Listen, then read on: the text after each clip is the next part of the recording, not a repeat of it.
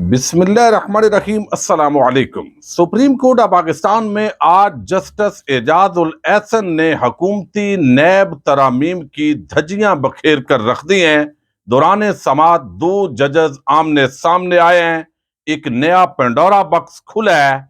आज की दिलचस्प समाअत का अहवाल इस वीडियो में तफसील के साथ आपके सामने रखने लगा हूं, क्योंकि आज पूरा दिन इमरान खान पर जो हमला हुआ उसकी FIR के इंदराज के लिए तमाम जो सुप्रीम कोर्ट की रजिस्ट्रीज है वहां पर दरखास्तें दी जाती रही। मीडिया के अंदर ये मामला काफी हाईलाइट हुआ और चीफ जस्टिस उमर अता बंदयाल से दस्तबस्ता इमरान खान साहब ने खुद भी गुजारिश की, लेकिन अभी शायद अदले जहांगीरी को बड़ा टाइम लगेगा।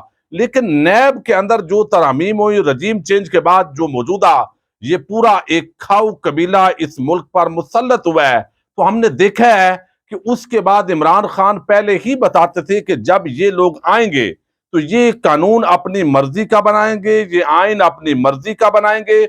उसके बाद ये अपने अरबों खरबों जो इन्होंने मुल्क से लूटे हैं उसकी माफी तलाफी करवाएंगे। अगर ये काम ना करते तो यकीनन इमरान खान का जो मौकफ था उसको गलत साबित किया जा सकता था। लेकिन यहां तो अंधेर नगरी चौपट राज था। जूं ही आए बड़ी दीदा दलेरी के साथ, जैसे चंद दिनों के अंदर कोई भूखा भेड़िया आता है और वो चाहता है कि जल्दी जल्दी जो कुछ मिलता है वो नोच ले, शायद कोई दूसरा ना आ जाए। तो इसी खौफ के अंदर ये इस तरह पिछले 6-7 महीने के अंदर ये जो नैब तरामीम की गई, अब इसके अंदर जो है वो केसेस माफ हुए। मरियम नवाज, इसहाक डार, हमजा शहबाज, शहबाज शरीफ, वो मनी लॉन्ड्रिंग के जो बड़े वाजे केसेस थे उनके अंदर भी उनकी ना सिर्फ जमानती हुई बल्कि अब बरीयत का जो मामला है वो आगे बढ़ चुका है। नवाज शरीफ, उसको भी अब सजा से माफी मिलेगी और वो भी यहां पर बिल्कुल उनको क्लीन चिट देने का प्रोग्राम है। नैब तरमीम जो हुई इससे एहतसाब का अमल तकरीबन खत्म हो गया है। इसके खिलाफ इमरान खान ने सुप्रीम कोर्ट ऑफ पाकिस्तान में दरखास्त दी।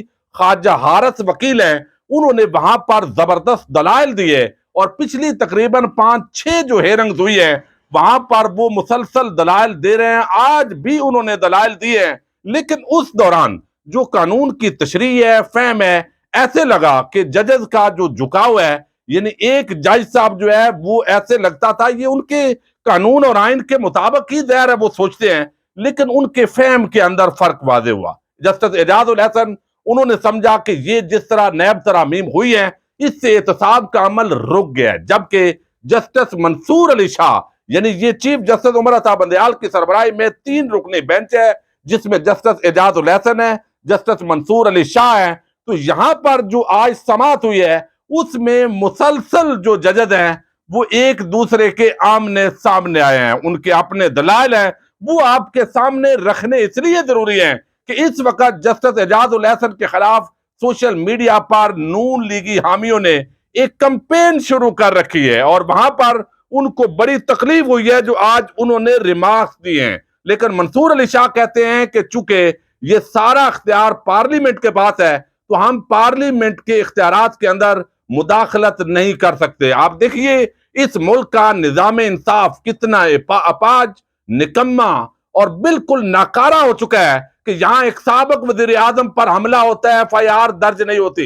यहां पर सरेआम दिन दिहाड़े चोरियां डकैतियां जो बड़े लेवल की हैं वो आम तौर माफ हो रही हैं, लेकिन वहां पर भैंस चोर, गुज़श्ता रोज उनकी जो दरखास्त जमानत है वो लाहौर हाई कोर्ट से खारिज हो चुकी है। और आज ख्वाजा हारिस जो है उन्होंने दलाइल दिए और उसके अंदर जो है उन्होंने कहा कि तरामीम, ये जो नैब की तरामीम हुई है ये बुनियादी इंसानी हकूक से मुतसादम है।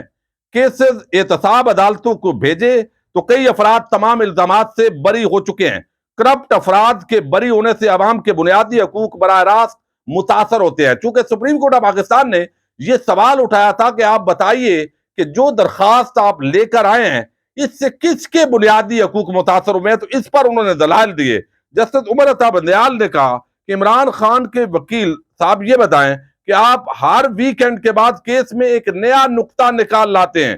तो जस्टिस मंसूर अली शाह ने जो रिमार्क्स दिए इस पर नून लीगी बड़ा भंगड़ा डाल रहे हैं, ये भी आपके सामने रखने बड़े जरूरी हैं। वो कहते हैं कि नैब तरामीम से براہ راست بنیادی انسانی حقوق کے خلاف ورزی کیسے ہو رہی ہے؟ کیا بجٹ پیش ہونے پر ہر دوسرا شخص عدالت آ سکتا ہے کہ یہ غلط بنایا گیا ہے؟ ایف بی آر کسی کو ٹیکس چھوٹ دے تو کیا یہ بنیادی انسانی حقوق کی خلاف ورزی میں آئے گا؟ چیف جسٹس نے کہا کہ قانون کا ایک بینچ مارک ہے جس سے نیچے لا قانونیت ہوتی ہے۔ اس بات پر ہم سب آمادہ ہیں کہ احتساب کا قانون ہونا چاہیے۔ اقوام متحدہ کا انسداد کرپشن کنونشن بہت واضح ہے۔ کیا ہم اقوام متحدہ کنونشن کو اپنے قوانین میں منتقل کر سکتے ہیں؟ جب یہ سوال اٹھایا تو اس پر جسٹس منصور علی شاہ انہوں نے کہا کہ اقوام متحدہ کا معذور افراد پر کنونشن آئین پاکستان کا حصہ نہیں ہے۔ کیا عدالت پارلیمنٹ کو عالمی کنونشن پر قانون سازی کا حکم دینا شروع کر دے؟ یہ انہوں نے سوال کیا۔ اس طرح تو عالمی کنونشن ہی آئین پاکستان کہلائیں گے۔ عدالت ایگزیکٹو کے بنائے قوانین میں تب مداخلت کر سکتی ہے جب وہ آئین سے متصادم ہو۔ تو جسٹس اعجاز الحسن نے کہا کہ عوامی پیسے پر کرپشن ہونے سے عوام کے بنیادی حقوق متاثر ہوں گے۔ وکیل خواجہ حارث نے کہا کہ ایف آئی اے کے کئی کیسز بغیر کسی قانونی طریقہ کار نیب کو منتقل ہو گئے۔ قوانین کو بین الاقوامی معیار کے مطابق نہیں جو کرپشن کا حامی ہو۔ مجھے پرانے نیب قانون میں ترامیم کی کوئی ٹھوس وجہ نہیں ملی۔ قانون کا معیار مقرر کرنا عدالت کا کام ہے۔ جسٹس اعجاز الحسن نے ریمارکس دیے کہ حضرت عمر رضی اللہ عنہ کے زمانے میں ایک اضافی بینچ رکھنے پر بھی احتساب ہوتا تھا۔ جس ملک میں کرپشن ہوگی اس کا بیڑا غرق ہوگا۔ کرپشن کو اتنا دردناک جرم بنانا چاہیے کہ کوئی اسے کرنے کی ہمت نہ کرے۔ ہو سکتا ہے یہی ثابت ہو کہ نیب ترامیم بدنیتی اور مخصوص افراد کو فائدہ پہنچانے کے لیے کی گئی ہیں۔ اب یہاں پر آپ دیکھیے کہ جو قانون ہے اس کے اندر بھی اتنا سکم ہے کہ ایک جج صاحب جو ہے وہ ایسے لگتا ہے کہ وہ نون لیگ کا جو موقف ہے اس کی حمایت کر رہے ہیں، حالانکہ وہ آئین اور قانون کے بات کر رہے ہیں۔ دوسرے جج صاحب ایسے لگتا ہے کہ وہ عمران خان کی درخواست کے حق میں دلائل دے رہے ہیں، اور چیف جسٹس جو ہے وہ درمیان میں بیٹھے ہیں، اور یہ معاملہ جو ہے ظاہر ہے ایک ملکی بنیادی انسانی حقوق کا معاملہ ہے۔ تو جسٹس منصور علی شاہ نے یہاں پر پھر کہا، انہوں نے کہا کہ میں اس بات سے اتفاق نہیں کرتا کہ عدالت قانونی معیار مقرر کرے۔ قانونی معیار عدالت نہیں آئین طے کرتا ہے۔ اگر کرپشن پر قوانین موجود ہی نہ ہوں تو عدالت کہہ سکتی ہے کہ بنائیں، آخر میں قانون پارلیمان نے ہی بنانا ہے۔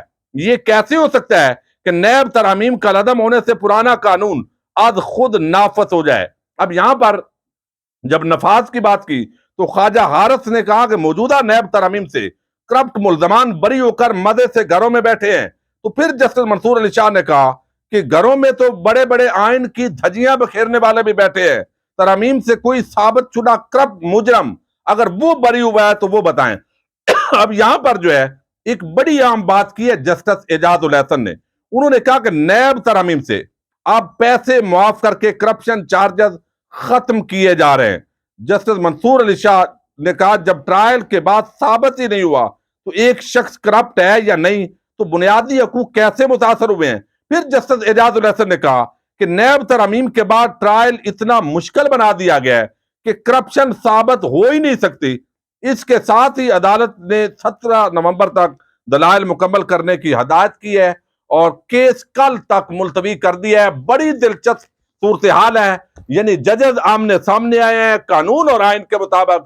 انہوں نے کوئی ایسا تو نہیں کیا کہ ایک دوسرے کا گلا پکڑ لیا ہے یا لڑائی ہوئی ہے، لیکن قانونی طور پر انہوں نے دلائل کے ذریعے ایک دوسرے کو بھی کنونس کرنے کی کوشش کی ہے، بجائے اس کے کہ خواجہ حارث جو وکیل تھے وہ صرف اپنے نکات پر بات کرتے، بلکہ ججز جو ہے انہوں نے متبادل دیکھا ہے کہ کہیں اگر یہ آئین کے اندر جو نائب ترامیم کی گئی ہیں، یعنی قانون کے اندر یہ جو ترامیم ہے اگر ہم اڑاتے ہیں تو کیا یہ پارلیمنٹ کے جو اختیارات ہیں اس کے اندر مداخلت تو نہیں ہوگی؟